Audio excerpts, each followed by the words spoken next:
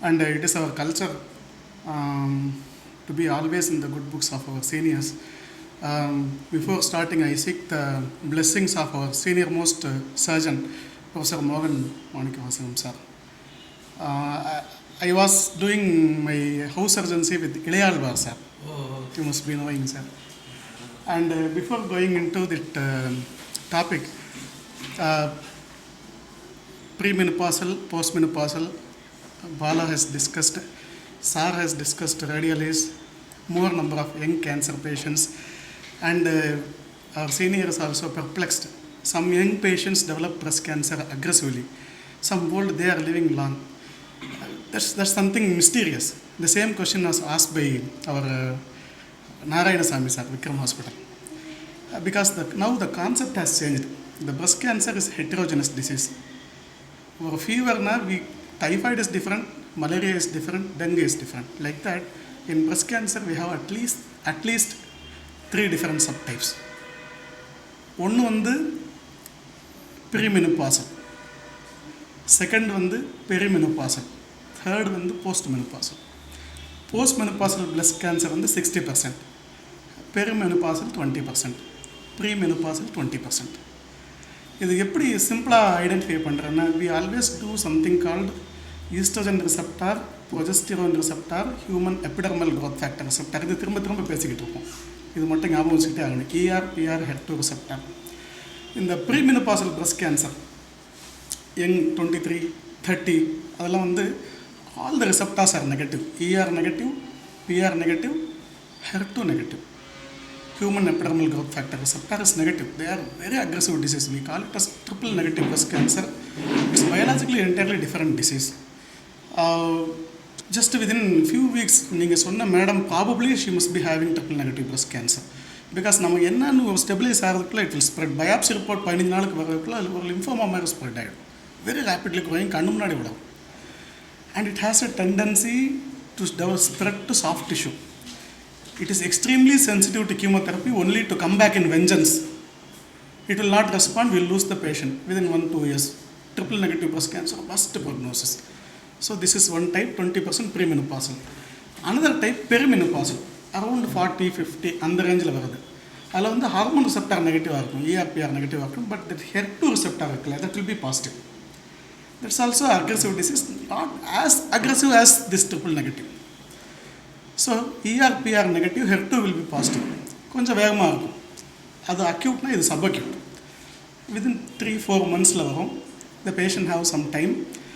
Generally chemotherapy they will respond, but they will respond very well to anti-HER2 targeted therapy. நல்ல complete response. My last slide is that thing. Complete ரெஸ்பான்ஸே கிடைக்கும். And அது relapse வர்றது முதல் disease relapse soft tissue, node, liver relapse வரும். இந்த second type பெருமெனோபாசல் லேடியில் வருது இல்லையா, அது 20% HER2 பாசிட்டிவ். அது ரிலாப்ஸ் வருது சம்பவம் it relapses in brain. Because whatever chemotherapy and HER2 therapy they will not cross the blood brain barrier. So they will relapse in brain, CNS relapse. So கொஞ்சம் ஒரு 2-3 years கழிச்சு வரும். இது உடனே 1 yearல் வந்துடும், 3-4 years கழிச்சு வரும். That's the difference. Another thing post menopausal lady, ER/PR strong positive, HER2 negative. அதுதான் சார் சொல்கிறது. 70-80 சர்ஜரி பண்ணாலும் நல்லா இருக்காங்க. They are indolent disease. They don't even need chemotherapy, just hormone manipulation is enough. They are indolent disease. நீங்கள் stage 4ல் வந்தாலும், lung metastasis இருந்தாலும், they will respond to your treatment. Hormone manipulation போதும். Many patient are unfit for chemotherapy, 80 years, 70 years, cardiac morbidity, just give letrozole or tamoxifen, whatever you have. They will respond well, slowly arising, slowly responding. கொஞ்ச நாள் கழிச்சு 10 years கழிச்சு திரும்ப வரும் sir சொன்ன மாதிரி. அப்படி திரும்ப வரப்போ they will come in form. So treatment response everything is different. All the 3 diseases are totally different. Something like நான் முதல்ல சொன்ன மாதிரி malaria is different, typhoid is there, genetically different disease in breast cancer. So I want you to know that breast cancer is heterogeneous disease. That's one important thing before going for the main topic. And I will assure that I will not tell any theory. No high-fi thing. Whatever I am practicing daily, basics only I am going to tell. Nothing outside my practice. Next.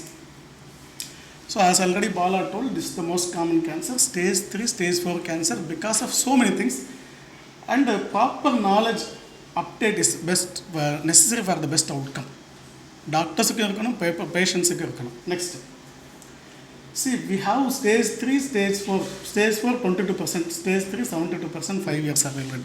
நமக்கு வர ஓபியில் வந்து முக்கால்வாசி case இதுதான் வரும்.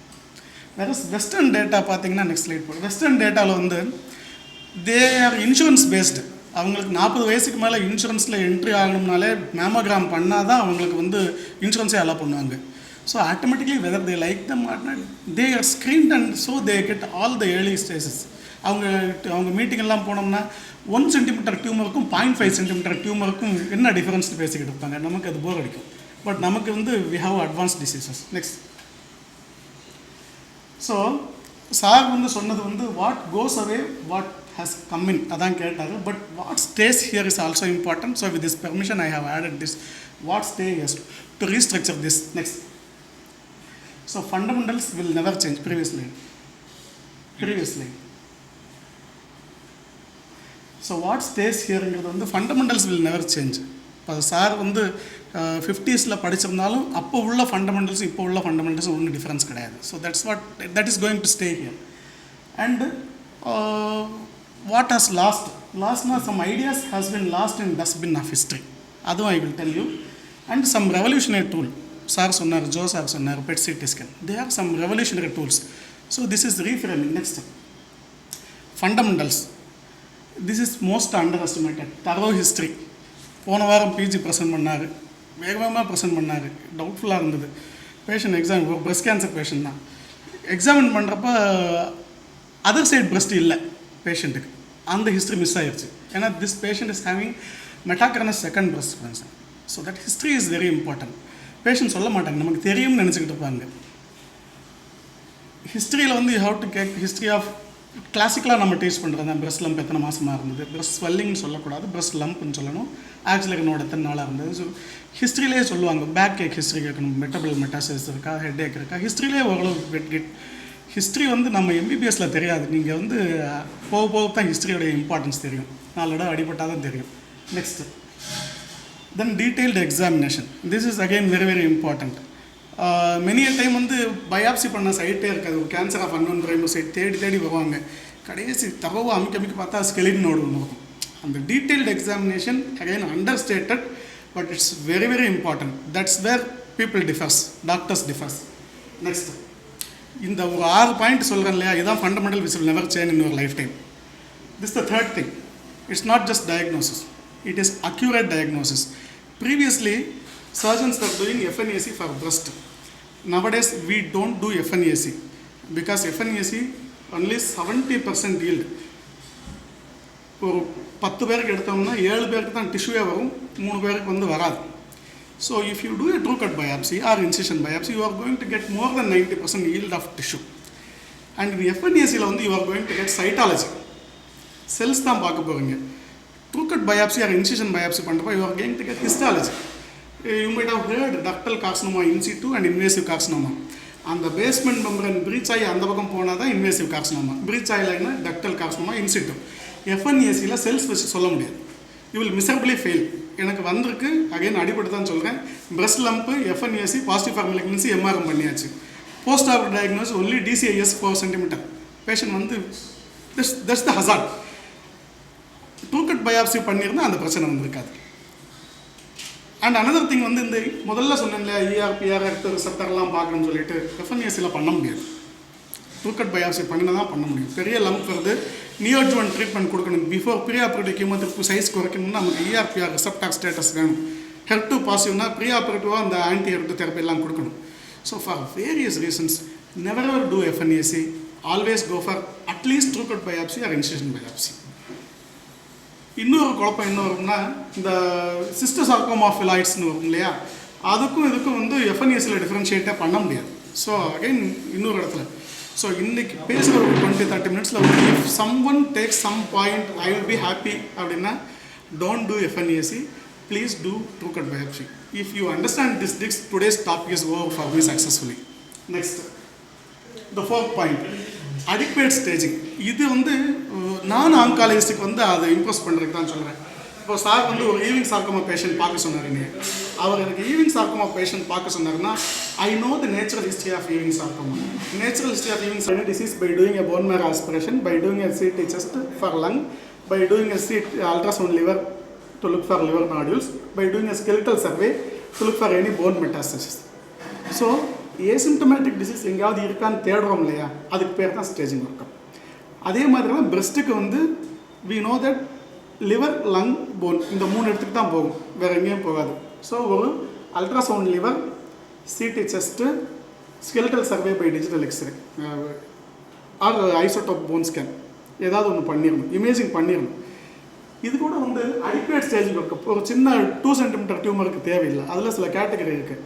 அதாவது stage 1 நம்ம கிளினிக்கலாக இருக்க பேஷண்ட்டுக்கு ஒரு எக்ஸ்ரே அல்ட்ராசவுண்ட் போதும், அதுக்கு போய் பெட் சீட்டிங் எடுக்க தேவையில்லை. அதுவே கிளினிக்கலாக ஜாஸ்தி பெரிய டியூமர்னால் you have to go for advanced imaging. So this is called adequate staging after clinical examination.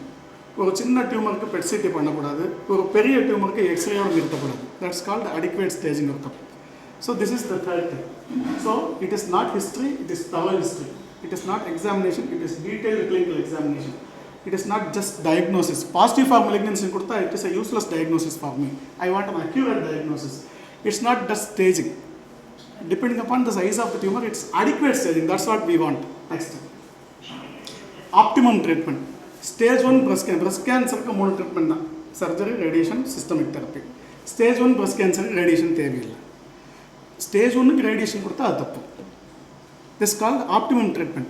Stage 4 disseminated disease ஒரு breast lump இருக்குது, அதுக்கு MRM பண்ண தேவையில்லை, அது over treatment.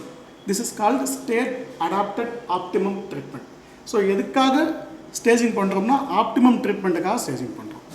So this is not just treatment, it is optimum treatment. Next and Bala சொன்ன மாதிரி follow up is very very important because most of the relapses we know depending upon the histological subtype, patient may relapse at some point of time, mostly within 2 years. So what we have developed over a period of time at Madras Medical College and Madurai Medical College சேர்ந்து நாங்கள் பண்ணியிருக்கிறது வந்து once in 3 months for 2 years 8 தடவை வரணுங்க, 3 மாதம் கூட சொல்லிடுவோம் quarterly examination. Most of the relapses அதில் வந்துடும். ஆஃப்டர் நெக்ஸ்ட் 3 years வந்து once in 6 months, அப்புறம் லைஃப் டைம் வரணும். Purpose of follow up is not only to pick up the early metastasis but also second primary in other breast. And also these chemotherapy drugs can produce second malignancy. I have sarcoma patients, breast cancer treat பண்ணி radiation கொடுத்த patient வந்து chest wall sarcoma ஓட இருக்கு. So treatment related complication, acute complication, and that develops a bond with the patient. And the most important thing, I think those who are sitting in the follow-up OP, in the review OP ல உட்கார்றவங்க accept பண்ணுவாங்க. We learn a lot in the follow-up OP. That one must accept. Those who regularly sit in the follow-up OP, they will agree. We learn a lot in the follow-up OP. Next. So in the are the basics. These are fundamental. This will never change. Next things, ideas to be thrown in the dustbin history வந்து முந்தி வந்து ERPR to பண்ணாமலே treatment பண்ணிட்டு இருந்தாங்க. Even 10 years back, not only in our country, even developed countries, பழைய clinical trial ரிசர்ச்லாம் பார்த்தோம்னா, trial டேட்டாலாம் பார்த்தோம்னா, survival பெனிஃபிட்டில் வந்து இந்த ஹெர்டோ ரிசப்டர், ERPR ரிசப்டர்லாம் இருக்காது. Just 10 years back. இப்போ வரதெல்லாம் எல்லாம் பண்ணுறாங்க. நம்ம ஒன்றும் ரொம்ப பின்தங்கியெல்லாம் இல்லை. But oestrogen receptor, progesterone receptor, HER two receptor study பண்ணாமல் ஒரு பிரஸ்ட் கேன்சர் ட்ரீட்மெண்ட் பண்ணுறதுங்க வந்து இட்ஸ் அ க்ரைம். நிற்க வச்சு சுடணும். It's a crime. You have to do. எப்படி FNAC பண்ணக்கூடாதோ ERPR பண்ணாமல் ட்ரீட்மெண்ட் பண்ணக்கூடாது. ஏன்னா ERPR பண்ணால் தான் நீங்கள் வந்து என்ன டிசீஸ்னு கண்டுபிடிக்க போகிறீங்க. பண்ணாமல் ட்ரீட் பண்ண முடியாது. So the old idea of just empirical treatment, that's bad. Next routine bilateral salpingotomy சார்டே பீரியடில் பண்ணிகிட்டு இருந்திருப்பாங்க. பிரஸ்ட் கேன்சர் பேஷண்ட் வந்தாலே ரொட்டீன் பைலாட்ரல் சால்ஃபினோ அவங்களுடைய ஐடியா, பழைய ஐடியா என்னென்னா all the patients are ERPR positive, most of the patients effective chemotherapy அப்போ கிடையாது. We will do a bilateral salpingotomy. We are withdrawing the hormone from the patient. Tumor regress ஆகும். இது success ஆகும். 60% பேஷண்ட்ஸில் இது success ஆகும். 40% ERPR negative. So 40% பேஷண்ட்டில் unnecessary surgery. So in the modern days, this idea should be thrown in dustbin of history. There is no empirical salpingotomy. பண்ணவே கூடாது. இப்போ கூட ரொட்டீனாக பண்ணுறாங்க பெரிஃபெரியில். I am getting cases. Next. இந்த எம்பிரிக்கல் டமாக்சிஃபன் அது வந்து பிரஸ்ட் கேன்சர் இஆர்பிஆர் பண்ணதுக்கு வந்து ஒரு 2000 ரூபா செலவாகும். அதுக்கு போல் நான் டெமாக்ஸ்பன் கொடுத்துறேன். That's wrong. Tamoxifen is not simple drug. It is a partial agonist. It can enhance cataract, can produce depression, pedal edema, cardiomyopathy, endometrial CA. Very uncommon, but endometrial CA. And madam has told endometrial CA. One good thing about endometrial CA, I am basically gynec-oncology. I love gynec-oncology. It's a curable cancer. It's anachronism. Curable cancer, endometrial CA. So tamoxifen வந்து unnecessary exposure எம்பிரிக்கலாக பண்ணக்கூடாது. This idea should be thrown in dustbin. Next, ஏன்னா மதுரையில் இதெல்லாம் சொல்லி திட்டுவாங்கண்ணே. ஒரு IMA ஹாலில் வந்து ஒரு சர்ஜிக்கல் ஆங்காலஜி ஃபோரம்னு சொல்லி now people of they have also changed. The treating oncologists know the best அப்படி ஒரு நினைப்பை நம்ம தெரிவோம் இல்லையா, அது தப்பு. On the day of treatment the patients knows more than me. That is, நீங்கள் பார்த்தா தான் தெரியும். பேஷண்ட் யங் பேஷண்ட் வந்து கேட்குறான், என்னுடைய மதருக்கு வந்து பிஆர்சிஏ சிண்ட்ரோம் மாதிரி சஸ்பெக்ட் பண்ணுறாங்க சார், எனக்கு டெஸ்ட் பண்ணணுமா அப்படின்னு கேட்குறாங்க. ஆமாப்பா 30% இன்சிடென்ஸ் இருக்குது, பண்ண முடிஞ்சால் நல்லது அப்படின்னு கேட்டான். இல்லை பிஆர்சிஏ தான் பண்ணுவீங்களா வேறு ஏதாவது பண்ணுவீங்களான்னு கேட்டான். பிஆர்சிஏ மட்டும் பண்ணால் போதும்ப்பா, மற்றெல்லாம் வந்து காஸ்ட் எஃபெக்டிவ் கிடையாதுன்னு சொன்னேன். அடுத்த சொல்லுங்க, நான் இதெல்லாம் பண்ணிட்டேன். யூஎன் கல்ச்சர் செஞ்சு மாதிரி அவருடைய செல்லில் வந்து ஆல்க் மியூட்டேஷன், ஏட்டான்சியெல்லாம் பிஆர்சிஏ 1, 2 எல்லா மியூட்டேஷனும் அவன் பண்ணிட்டு வந்திருக்கான். என்கிட்ட வந்து பேசுறதுக்கு முன்னாடி he knows what all the, அவனுக்கு எல்லா ஜீனும் நார்மலாக இருக்குன்னு தெரிஞ்சுக்கிட்டு இதை தவிர இதில் இல்லாத ஏதாவது ஜீன் மிஸ் பண்ணியிருக்கான்னு கேட்குறாங்க என்கிட்ட. எனக்கே தெரியாதெல்லாம். So don't think that we know the best thing. Next, this is the first நம்ம பேசினது basics which will not change. Next நம்ம பேசினது வந்து ideas to be thrown in the dustbin. இப்போ பேசுகிறது வந்து ரீசன்ட் ரெவல்யூஷனரி. இப்போ நம்ம மதுரைக்கு வந்து 10 இயர்ஸ் ஆகுது. இந்த 10 வருஷத்தில் வந்து உருண்டு சேஞ்ச் ஆனது. இன்ட்ரெஸ்டிங்காக இருக்கும். கேன்சர் இமேஜிங்கில் ரெவல்யூஷன். ஜோ சார் சொன்னார், பிக்சர்லாம் காமிச்சார். கேன்சர் டயக்னோஸ்டிக்ஸ் இதெல்லாம் நான் டெய்லி பண்ணிக்கிட்டு இருக்கேன். Cancer therapeutics almost changed. ப்ரைஸும் குறைஞ்சிருச்சு. முதல்ல வந்தப்போ கேன்சர் தெரப்பி இந்த HER2 மோனோக்ளோனல் ஆன்டிபாடி சொன்னேன் இல்லையா, அது முதல்ல ரோஷ் கம்பெனி போட்டுக்கிட்டு இருந்தாங்க. 1,45,000 18 தடவை போடணும், போட மாட்டாங்க. இப்போ ப்ரைஸ் வந்து 18,000, அஃபோர்டபுள். நல்ல ரெஸ்பான்ஸ், வண்டர்ஃபுல் ரெஸ்பான்ஸ். ஸோ ப்ரைஸும் குறைஞ்சிருச்சு. பெட் சிடி வந்து நான் முதல்ல பண்ணுறப்போ வந்து 45,000, இப்போ 11,000. ப்ரைஸும் குறைஞ்சிருக்கு. That's also important for practitioners. Cancer diagnosis அது இன்னும் ப்ரைஸ் குறையல, ப்ராப்ளம் இன்னும் கொஞ்சம் டைம் ஆகும்னு நினைக்கிறேன். But has to be done. You have to convince the patient. நீ வந்து நான் சொல்கிற ப்ரொசீஜர் நீ ஃபாலோ பண்ணலைன்னா கன்வின்ஸ் பண்ணி பார்க்கணும். முடியலைன்னா I am not responsible for your health. Detach பண்ணிக்கோங்க அந்த பேஷண்ட் கூட. குவாலிட்டி காரணம்னு காம்ப்ரமைஸ் பண்ணாங்க. சர்டன் திங் ப்ராக்டிக்கலாக காம்ப்ரமைஸ் பண்ண முடியும். ஒரு ஸ்பெஷல் ரூமில் போடுறது ஜென்ரல் ரூமில் போட முடியும். பட் நம்ம ரிசப்டார் ஸ்டடி பண்ணாமல் ட்ரீட்மெண்ட் பண்ண முடியாது. So don't compromise. அந்த கேன்சர் டயக்னோசிஸ் காஸ்ட் குறையினாலும் கன்வின்ஸ் பண்ணி எவையாக ஒரு அரேஞ்ச் பண்ணி பண்ணிவிடணும். Next, so PET CT scan it needs radiopharmaceutical positron emitting radioactive fluoride will be tagged to glucose molecule and that will be injected to the patient. If there is cancer cell deposit somewhere else, mostly glycolytic pathway, cancer cell deposits over deposit ஆகிடும்.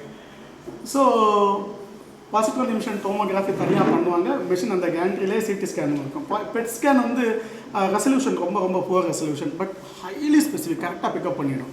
CD ஸ்கேனில் வந்து resolution ரெண்டையும் merge பண்ணிடுவாங்க. ரெண்டையும் merge பண்ணால் we will get a wonderful bed CT scan. இது எந்த அளவுக்கு பண்ணுறேன்னு தெரியுமா? Almost daily. நெக்ஸ்ட், இதுதான் பெட் சிடி ஸ்கேனில் சர்டன் திங்ஸ் இதெல்லாம் நம்ம வந்து படிக்கப்போ நமக்கு தெரியாமல் இருந்தது. லிவர் மெட்டாஸ்டேசிஸ் அதில் எவ்வளோ பெருசாக இருக்குது, கீழே உள்ளது வந்து குறைஞ்சிருக்கு பெட் ஸ்கேனில். இன்னும் கொஞ்சம் கவனித்து பார்த்தீங்கன்னா நான் சிடி மட்டும் பண்ணியிருக்கேன்னா சைஸ் இன்க்ரீஸ் ஆகிருக்கு. இதில் இது before treatment post treatment size increase ஆகிருக்கு. இந்த மட்டும் நான் சிடி பண்ணியிருக்கேன்னா டிசீஸ் ப்ராக்ரஸ் சொல்லி ட்ரீட்மெண்ட் ஸ்டாப் பண்ணியிருப்பேன், இல்லை ட்ரீட்மெண்ட் சேஞ்ச் பண்ணியிருப்பேன். பட் பெட் ஸ்கேன் பண்ணனால தான் நெக்ரோட்டிக் ஏரியா எனக்கு தெரியுது. We are seeing the metabolic activities. Cell உயிரோட இருக்கா இல்லையான்னு பார்க்குறோம். That's the importance. So this is the revolution. This decadeல இமேஜிங் ரெவல்யூஷன் இருந்தது. ஸோ ஆல்மோஸ்ட் ஆல் பேஷண்ட்ஸ் இங்கே ஒரு 3 பேஷண்ட் பண்ணிட்டோம்னு நினைக்கிறேன்.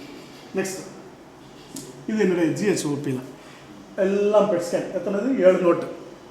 இவர் ஃபோன் பண்ணுறப்போ சார் ஃபோன் பண்ணுறப்போ என்ன சொல்லாங்க, ஜிஎஸில் we are following the same thing. So I am doing this thing daily, that's why I am telling. Next, cancer diagnostics. இந்த HER2 ரிசெப்டார்னு சொன்னேன் இல்லையா, அந்த HER2 ரிசெப்டார் வந்து இது வந்து 17th குரோமோசோமில் பார்க்கணும். பச்சையாக உள்ளது ஒரு செட்டு, இன்னொன்று வந்து இன்னொரு செட்டு ரெண்டாக உள்ளது. ஸோ நார்மலாக இவ்வளோ தான் இருக்கணும், 1+1 இருக்கணும் HER2 குரோமோசோம். இட்ஸ் நார்மல், உங்களுக்கு எல்லாருக்கும் இருக்கும், லேடிஸுக்கு இருக்கும், because it's normal for any development. HER2ங்கிறது HER1, HER2, HER3, HER4லாம் இருக்குது. ஹெட் அண்ட் நெக் கேன்சருக்கு HER1, பிரஸ்ட்டுக்கு வந்து HER2, human epidermal growth factor receptor 2.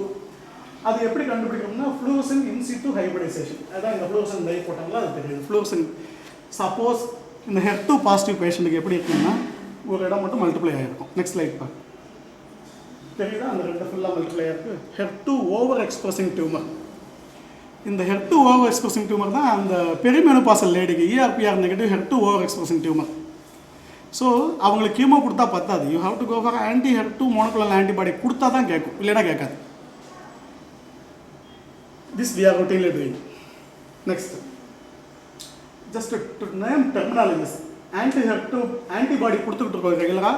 This is called trastuzumab. MAB stands for monoclonal antibody.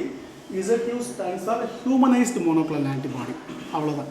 அதாவது சிலது IMABஸ்னு வரும், கைமரிக் ஆன்டிபாடி, அது தேமல் கிளாஸ் இருக்குது. இன்னொன்று பெர்டூசிமேப். இந்த ரெண்டு monoclonal antibody approved, first line second line approved. அது போல் small molecular tyrosine kinase inhibitors ஒரு குரூப் ஆஃப் மெடிசன்ஸ் இருக்குது. இவ்வளோ தான் அப்ரூவ்ட் பிரஸ்ட் கேன்சரில் ஆன்டி HER2 தெரப்பி. இதுதான் திரும்ப திரும்ப யூஸ் பண்ணுவோம், போட்டால் நல்ல ரெஸ்பான்ஸ். ஸோ இமேஜிங் பண்ணுறது வந்து pick out disease elsewhere PET CT to assess the response. Cancer diagnostics பண்ணுறது வந்து என்ன மருந்து கொடுக்கணும், ரிஸ்க் ஸ்ட்ராட்டிஃபிகேஷனுக்கு தேவைப்படுது. எந்த கேட்டகரியில் போடுறோம் பிரஸ்ட் கேன்சருக்கு, எந்த கேட்டகரியில் கேன்சர் தெரப்பியூட்டிக்ஸ் வருது, உங்களுக்கு மாலிகுலர் ஆஸ்பெக்ட்ஸ் தெரிஞ்சால் தான் கேன்சர் தெரப்பியூட்டிக்ஸ் டிசைட் பண்ண முடியும், இல்லைன்னா பண்ண முடியாது. இப்போ ER/PR பாசிட்டிவ்னா you have to induct hormone therapy. அது நான் நிறைய சொல்லலை, because that itself is separate thing. Next, so பெட்சிட்டிங்கிறது மாலிகுலர் இமேஜிங், ஃபிஷ்ஷுங்கிறது மாலிகுலர் டயக்னோஸ்டிக்ஸ். கடைசி சொன்ன ஆன்டி HER2 தெரப்பி வந்து molecularly targeted therapy. So this is the most important thing. This helps us in achieving complete response, pathological complete response. நீங்கள் வந்து ஒரு stage 3 breast cancer HER2 positive breast cancer கொண்டு வந்து உங்கள்கிட்ட கொடுத்தா ஒரு 3-4 சைக்கிள் முடிகிறப்போ வந்து சர்ஜரி பண்ணி பிரஸ்ட்டு சார் எடுத்து கொடுக்குறப்போ வந்து பெத்தாலிஸ் வந்து எனக்கு ஒரு டிசீஸுமே இல்லையே, பிரஸ்ட் கேன்சர் தான் நீங்கள் ட்ரீட் பண்ணியிருக்கீங்களா, ஒன்றுமே இல்லைன்னு சந்தேகம் வந்துடும். அப்படி ட்ரீட் பண்ணணும். So that is the advantage of this advance therapy. And இந்த பெத்தலாஜிக்கல் கம்ப்ளீட் ரெஸ்பான்ஸ் எந்த பேஷண்ட் அச்சீவ் பண்ணுதோ அந்த பேஷண்ட்ஸ் வந்து it is a good prognostic factor. Incomplete response வந்துன்னா it's a bad prognostic factor. Next, இதுதான் இப்போ நேற்று முந்தானால் வந்த ரிப்போர்ட்டு, 11/1 ரிப்போர்ட்டு. இது வந்து HER2 positive breast cancer patient. She received பெரிய கட்டி, ஆப்ரேட் பண்ண முடியாதுன்னு சர்ஜன் சொல்லிட்டாரு. She received chemotherapy. At the end of chemotherapy வந்து பிரஸ்ட் கேன்சர் டிஷ்யூ எதுவுமே இல்லை, only fibrotic tissue, nothing seen. Node வந்து 18 நோடு டிசைட் பண்ணியிருக்காங்க, 21 நோடு டிசைட் பண்ணியிருக்காங்க. All the nodes are negative, all the nodes are negative. Lymphovascular invasion பேர் ஒன்றுமே இல்லை. இது நார்மல் பிரஸ்ட்டா அப்படின்னு அவருக்கு ஒரு சந்தேகம். பெத்தாலஜிஸ்ட் ஃபோன் பண்ணுறாரு, சார் வேறு ஏதாவது normal breast, this is the diseased breast, ஒன்றுமே இல்லை, fibrotic tissue. So this gives the real satisfaction. This the last slide. Because இந்த பேஷண்ட்டுக்கு பெட்சிட்டி பண்ணியிருக்கோம், ஃபிஷ் பண்ணியிருக்கோம், டார்கெட்டட் தெரப்பி பண்ணியிருக்கோம். This is the end result of going in a methodical way. அந்த first அந்த points இருக்கு இல்லையா, detailed clinical examination, thorough history taking, detail clinical examination, adequate staging, optimum treatment and proper follow up. இப்போ next இந்த பேஷண்ட்டுக்கு follow up. Because we know that in spite of this complete pathological response, this patient have a 5-year survival rate. Stage 3 வந்து 45-50% தான். We have to follow the patient, attender கூப்பிட்டு educate பண்ணணும். ஏன்னா அவங்க mentally prepare ஆகணும், financially prepare ஆகணும். So that's the important thing. Expected to bring about the much needed improvement. So these are something more positive things. Next slide. So coming to this is I'll spend another 5 to 6 minutes more. Remember, the most common causes are non-hereditary causes. Not all are hereditary, but they are very unclear. So some clear things I will show: early menarche, late age at menopause, exogenous hormone intake, alcohol, smoking, obesity. They are commonly reported risk factors, but non-hereditary is the predominant one. Hereditary cause account only for 10%. So only 10% of CA breast women will have hereditary causes. The germline mutations, especially the BRCA, BRCA1, 2 account for 30% of heritable breast cancer. So this is just an introduction. We go to the next slide. So here I will spend more time. Like many cancers, so these are the established risk factors. So idella risk factors, established ones. As age increases, the cancer risk of breast is going to increase. Like many cancers, that is a risk factor. Female gender, they say they are 100 times more prone for CA breast than men. So even in men you have CA breast, but in women it is 100 times more common.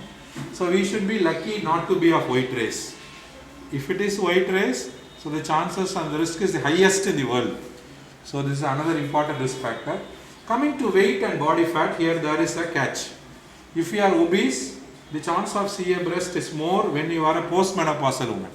But when you are a premenopausal woman, studies are there that it is a protective factor, or even chances of developing CA breast is less when you are obese. So this weight and body fat is a controversial thing. But remember, now we are having obesity pandemic. So surely most postmenopausal women who are obese can have this risk. Coming to this, tall people, tall women especially are more prone for developing CA breast. And estrogen levels is very important. Higher is the estrogen level, more is the chance of developing CA breast. Breast pathology, we classify breast into benign breast diseases, especially proliferative breast diseases. There is a risk is higher, and also the more dense is the breast, more chance of developing CA breast. So more denser breast, more progressive, proliferative lesions, they are more prone for CA breast. Coming to bone mineral density, we know that the bone has more estrogen receptors, and since whenever the bone mineral density is higher, that people are more prone for CA breast. And finally, many hormones like androgen, diethylstilbestrol, hormone after postmenopausal period are also established risk factors. Next slide please. Coming to the reproductive factors, they are very important. Early menarche, we are seeing lot of people nowadays developing menarche early. So early menarche, late menopause, nulliparity is a risk factor. Coming to multiparity, there is a catch again. If you are a multiparous woman, initial few years you have increased risk. As the decades pass on, the risk falls for multiparity. So when multiparity is a risk in initial few years. After decades, for example, you have 3 or 4 children by 30 years. By 50 years, the risk is very much less for you compared to a nulliparous woman. But in the initial period, by 33, 34 years, the risk of CA breast is more. Infertility is a risk factor. Increasing age at first pregnancy is a risk factor. So these are reproductive factors. Coming to history of breast cancer, personal history. If you have already had a CA breast, or a family history, or history of any genetic mutations. So these are all risk factors.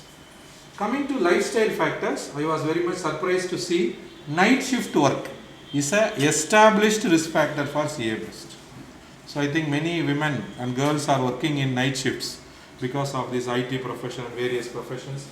So coming to lifestyle factors, alcoholism, smoking and night shift work. These have been mentioned in many books and these are risk factor. And exposure to ionizing radiation, not therapeutic radiation, is a risk factor. So these two slides, I have just summarized the established risk factors. We have evidence, randomized control trials. Next slide. Next slide. So these are very important protective factors. So when you are parous women and you have breastfed, so that is why India, that may be the reason in India. So here many people even breastfeed for 2 years.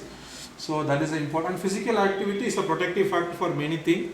But it is the very toughest thing to follow, but these two are protective factors for women. Next slide. Now coming to inconclusive factors. So whenever you have a disease which is so common, there will be lot of myths and wrong things. So these are we don't know whether Mediterranean diet is important. Soy or phytoestrogens, fruits, vegetables, fat intake. These are inconclusive factors. You can't say, breast cancer varadu. We don't have evidence. Environmental factor, geography, no evidence. Exposure to diagnostic radiation, no evidence. Medications, calcium, vitamin D, antioxidants, NSAIDs, bisphosphonates, no evidence, inconclusive. Chemicals, especially phthalates. So these are all inconclusive factors. So we don't know whether they are good or bad. Next. So these are factors which do not influence. So some may say abortion runda CA breast varadu. They have been proven to not to influence. Chemicals, tubal ligation, caffeine. They are not found to be having any influence on the CA breast. So these are some of the factors. Next slide. So here, this is the last slide. I just want to impress upon this point. You should know that premenopausal and postmenopausal breast cancer are a slightly different entity. This point is a take-home point for everyone. It was for me. I don't know about other things. So this is very important, they say, to distinguish. The first reason is it's a hormonal cancer of mammary gland. We all agree. Has a distinct molecular feature and causes at premenopausal and postmenopausal ages. For example, while excess body weight is a risk factor for a postmenopausal breast cancer, the relation with premenopausal cancer is less clear, with some research suggesting an inverse association. So that is one reason. Second, breast cancer's molecular subtypes, distinct in risk factors, therapeutic management, also have different age incidence profiles at the time of menopause. So this menopause also affects the cancer's molecular subtypes. Next slide. And also third, the size of female population at risk of premenopausal, postmenopausal breast differs greatly. So the public and the patient health perspective, this is another difference. But this is the most important thing. The early detection of breast cancer is more difficult in premenopausal women. So we tend to miss it because of breast density, and cancers typically identified later stages. So premenopausal women, we may miss it because of the density. Finally, the outcomes of the disease on women affected by breast cancer differ between younger and older patients. So premenopausal, postmenopausal difference you should keep in mind. There are a lot of risk factors which are evolving. We don't know. So this is very important. So this is what I want to impress. Next slide. So prognosis. So last slide. So prognosis depends upon age and diagnosis. So what age? 25 or 35 or 20, that is different. Stage, we know that. Advanced stage have a poor prognosis. Pathological findings. And most important is what treatment is accepted by the patient. You may suggest a treatment. Patient may accept a treatment because of financial reasons. Everything, and also this is the most important thing. I have seen people who have not gone to a oncologist because of no symptoms and presenting with a metastatic disease. So these are a lot of factors which may affect prognosis. Next slide. Thank you. And I want to impress that I had a lot of things to learn from this topic for which I prepared. And the CA breast is one thing which is an evolving area. Soon we will be seeing a lot of patients, especially in postmenopausal women because of obesity. And it is a very good time for us to update our knowledge. Thanks once again for Bharat and his team for this academic. Very good morning to all, and first I thank the team of Isra Hospital and Dr. Bharat for giving me an opportunity to give you this small topic on advances in imaging. As already Sir Balamurugan sir and sir explained, breast malignancy is coming as an is increasing in incidence in the recent years. Next slide. And it is a very easily detectable malignancy. Obviously, the organ itself is very superficial and it is easily detectable. And 5 years survival is also good if it is detected early and treated early. The imaging is also evolving from the origin from the time of a plain X-ray to mammography. It's keeping on evolving. These are the commonly used imaging modalities: plain X-ray mammography, ultrasound, MR mammography, CT and PET scan. Next slide. And the recent advances are coming in with the combining the computer and the technology, and digital mammography, spectral, and the molecular imaging are coming up in the recent days. Next slide. So brief of the introduction, we do a mammography for evaluation of symptoms or for a mammographic screening. Symptoms like pain is a very commonly presenting complaint. Mass lesions include fibroadenoma, cyst, and malignancy. These are common malignant mass lesions for which they come for us. And sometimes they come with an abscess, discharge, maybe a serous discharge or abscess. It may be a fluid or milk. They may come with abnormal skin thickening or nipple retraction. Next slide. So this is summarize what we see on an X-ray mammography common findings which we see. In the first image we can see there are scattered small round lesions. These lesions are very round and very uniform. These are most likely benign lesions, and these can be a small cyst or can be fibroadenoma. In the second image we can see a coarsely calcified lesion. It's a typical of a benign calcified fibroadenoma. In coming to the third one down here, we see again a well defined lesion, but we can see compared to the first one, there are many lobulations in the lesion. So this is a suspicious abnormality for a malignant lesion. In the top on the corner, we see the lesion again. The margins are very like sunrise spicules. The spicules itself denote it's a highly malignant lesion. And the down, again we have an ill-defined lesion, and there are microcalcifications scattered in the lesion. So all these findings in X-ray mammography help us to identify how much the risk is there for a malignant lesion. Next slide. Ultrasound also can characterize the lesion, whether these are characterize the lesion and the margins, everything we can pick up. One main advantage is compared to the mammography, we can differentiate whether it's just a cyst or a solid lesion, which is not possible in a mammography. And again, in young patients and patients with very dense breast, mammography will not reveal the lesion. We can see the first is a dense breast, and the second there is a lesion which is hidden inside the dense breast. In these cases, again, ultrasound is better. Next slide. This is combined, when we combine ultrasound and mammography, we can pick up the lesions better and we can characterize them better. We use the clock position to describe the lesions. The mammogram shows right breast is clear. Compared to right breast, we can see a lobulated lesion at upper quadrant. And again, the same lesion on ultrasound is seen as a very dark lesion, and the margins are very lobulated. This is a highly suggestive of malignant lesion. Next slide. And the CT and PET scan are mostly useful for staging of the lesions. Rather than diagnosis and characterization, they are used for staging. We can see a lesion in the right breast, and there are multiple lytic lesions in the spine and vertebra. And with pelvis. Next slide.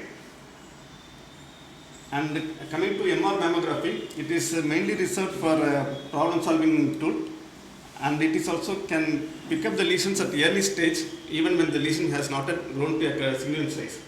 It's highly sensitive but not very specific as mammography. We have to administer contrast, and based on the contrast enhancement pattern, we derive the graph and the graph pattern of the contrast. From that we can characterize whether this lesion can be a benign lesion or a malignant lesion. Next slide. Coming to next advance of digital mammography, it's like what we have previously we used to have a film camera, and now we are having a digital camera. The same principle. First they used to expose the images on a film and then they process it. Now it's instead of the film is replaced by a digital screen, and you can directly acquire the image on the screen. And the one advantage is we can process it very easily. So the other image is the plain X-ray mammography. This is a digital mammography. We can get a clear picture, and also we can process it after occurring. So the image will be very clear. It's particularly useful in a case of a dense breast. Next image. And this is a tomosynthesis. Tomography means it's like a sectioning of the image. Normally we have a digital mammography. In that there will be overlapping of the shadows will be there. So the first is the routine digital mammography. Suppose if we want to make it a slice by slice, like we cut a bread slice into multiple slices, we can take it at a multiple slice and we can see each slice individually, and we can see the small lesion which is buried inside the other soft tissue. You can see it clearly. That's the advantage of tomosynthesis. This is the next derivative of digital mammography. Next. And then coming to spectral and the contrast mammography. It is like we have a breast tissue with multiple parenchymal elements. Suppose we have two types of energy. One is highly penetrating, one is less penetrating. We use two type of energy and we subtract the images. Finally, the lesion alone stands out separately. It subtracts the normal tissues.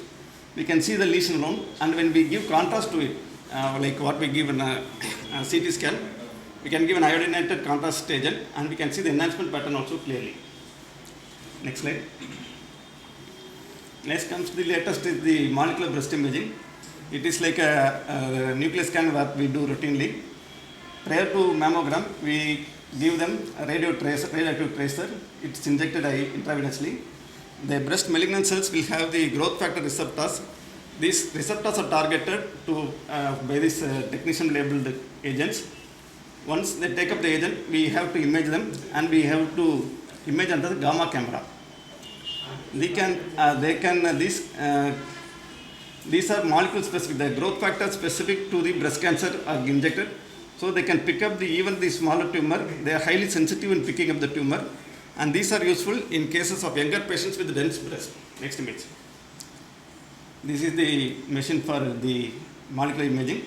So they are targeted. They can identify what type of receptors are there in the tumor cells. These are the next stage of imaging. We can also assess the treatment, how the response of the treatment is there for these patients. Next slide. Brief note on BIRATS. It's like a imaging, standardizing of the imaging technique and the to have a uniform language throughout the world. One will be saying it's a severe disease, other will be saying it's a moderate disease. Instead of that, it's a standardizing and we are giving a score of 0 to 6. 0 is like we need further evaluation. 1 will be on the lower side. 6 will be like proven malignancy. Next slide. So we have to advise the patient to have a breast self-examination at least once a month. And if they are more than 35 years, they have to advise them to have a routine clinical checkup.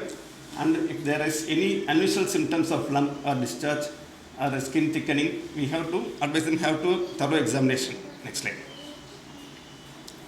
Coming to the screening part. Screening part is we are scanning the normal healthy people. It's like we can even detect the lesion when it is in the early stage. It's advisable for women who are 50 years of age or more. Once in every 2 years is advisable. If they have a family history, they can start early. Next slide. So coming to a conclusion, as the previous topics, there is a rising number of breast cancer in our country, and younger ladies are affected in the recent days.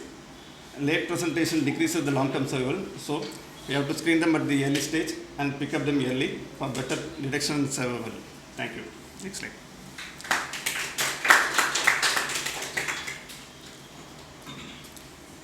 இரும்பு அடிக்கிற பொருள் பற்றல ஈக்கு என்ன வேலை so why am I standing here? That is because the breast cancer most commonly spreads to the bone and has a particular affinity with regards to the spine more than the lungs and the liver, accounting for nearly 2/3 of the osseous metastasis discovered throughout the regular PET CT scans. Next slide. So what is the universal last wish that normally everyone would like to have in our life? Let us be very practical. At least in the deeper sense of our true wisdom, we will be having, everyone of us will be having the same wish, I believe, and you will agree with me if I am going to display this. So we need to be active until the last, independent, and pass off during sleep without disturbing your kith and kin, because don't rush, because we are living in a society which is fast paced. We don't have time to take care of people who are ailing with chronic ailments. 1 day, 2 day, up to 1 month it's okay. For years together to take care of a sick patient, it's very much laborious, both financially and socially, and more than that emotionally also. Almost both the parents are working in the family, and we have hardly any near relatives to take care of the people who are suffering with ailments for years together. So next slide. So not every Cancerian will have a gala send-off as what our late Chief Minister C.N. Annadurai had. I think he died out of a throat cancer. So he was a Chief Minister. He had an overwhelming crowd of more than 1.5 crore people attending his funeral function in those days itself. But here nowadays, more amount of elderly people are displaced from the homes to old age homes, and from there onwards they just pass off. So we may not be having a smooth end as what Annadure had if we were about to have a cancer in the last few days. Next. So what's the real fear in the cancer that grips everybody once they are diagnosed of this cancer? Obviously, it's going to be the early death. They think that their life is going to be very short-lived. But more than the early death, it's going to be the painful early death. Because almost any of the cancer patient is not going to die out of peace or rest. He's going to have a miserable suffering in his last few days of his life. So that's the real torture that the patient will have in his mind. Next slide. So death is, of course, it's a destiny. But if at least the pain part is removed, we can shed a ray of light on those weeping years and convert them into a, next slide, smiling face. Next slide. So what is that technique which I am going to talk about here? It's going to be the vertebroplasty or the kyphoplasty. This is only a palliative technique to ensure the quality of the life of this patient is taken care of until his last days. Next slide. So what is actually vertebroplasty? So here you find a vertebra which is fractured, probably because of a cancer breast, secondary which is there. So we will have to put a needle from behind, which is from the back, which goes all the way down into the vertebral body. You see the position of the needle under the C-arm, and then you will inject 3 to 5 ml of bone cement into it. The cement sets and it gives an instantaneous support to the vertebral body, and simultaneously it removes the whole pain which the patient has been agonizing all through these previous days. So he will be made to stand on his foot the very same day. This is in fact being done today as a daycare procedure. So it is actually very miraculous to see a patient who has been ailing in bed with pain and not even able to turn on one side or the other side, stands up and walks to the restroom on his own without anybody assisting him. Next slide. So that is the real procedure taken. So the needle, the vertebroplasty needle is poked into the spine. The patient is in, no, don't rush. The patient is in the prone position. The head end of the position is near the pulse oximeter. The tail end of the position is here. This is the plastic wrap around the C-arm. So that is meant for positioning, to assess the real position of the spinal needle into the vertebral body. Next slide. So the cement mixing. This is the low viscosity cement which is being mixed. We have 15 cc for in case of multiple vertebral body or fractured because of the CA breast. Then we'll have to poke multiple particles as well. And then, next slide, injection of the cement is in process. The cement is being injected through the needle into the vertebral body. Next slide. The process is real-time visualized by means of the C-arm imaging. So the dense portion is the cement that is getting filled into the vertebral body. We will hold the needle until such time the cement gets set. This is usually 12 to 13 minutes. Next slide. So this is the pre-operative image of a CT scan showing the lytic lesions because of the secondary, the coronal as well as the axial images. Next slide, sagittal as well as the axial images. And here you see the adequate filling of the same vertebral body by means of this bone cement. So this gives an instantaneous support to the collapsed vertebral body.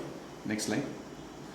This is yet another technique where both the pedicles are being instrumented by means of a cannula, and adequate filling of this bone cement is ensured to give the support. Next.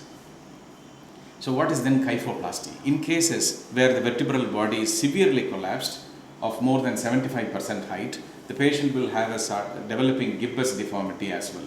In those cases what we do is, it is similar to vertebroplasty except that we put a needle inside and then the tip of the needle will be having a balloon. The balloon is inflated until such time that the original height of the vertebral body jacks up.